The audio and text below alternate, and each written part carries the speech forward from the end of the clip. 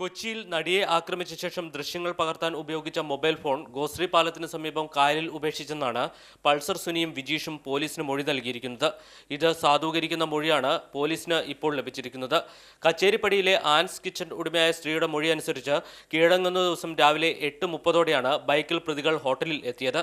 കഴിക്കുന്നതിനുള്ള ഭക്ഷണം പൊതിഞ്ഞു വാങ്ങിയ ശേഷം ഹോട്ടലിന് സമീപം ഒഴുക്കുകൂടിയ വെള്ളമുള്ള സ്ഥലം തിരക്കിയെന്നാണ് മൊഴി. ഒരാൾ ബൈക്കിൽ നിന്ന് ഇറങ്ങിയില്ല, ഒരാൾ കയറിയെന്ന് വെച്ചു. പൈസ തന്നു.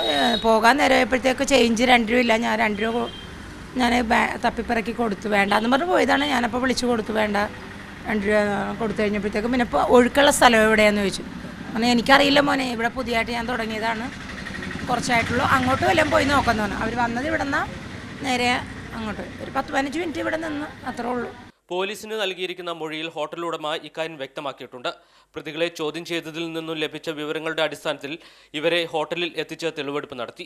പ്രതികളെ ഹോട്ടൽ ഉടമ തിരിച്ചറിഞ്ഞിട്ടുണ്ട്. പക്ഷെ എനിക്ക് ഹെൽമറ്റ് ഊരിയോ ഇല്ലെന്നൊന്നും ഞാൻ ശ്രദ്ധിച്ചിട്ടില്ല. പക്ഷെ എനിക്ക് മുഖം കണ്ടതുപോലെ എനിക്ക് തോന്നുന്നു. ക്യാമറാമാൻ സുജോയ് എഡ്വേർഡിനൊപ്പം ജയനസ് രാജു, മാതൃഭൂമി ന്യൂസ്, കൊച്ചി.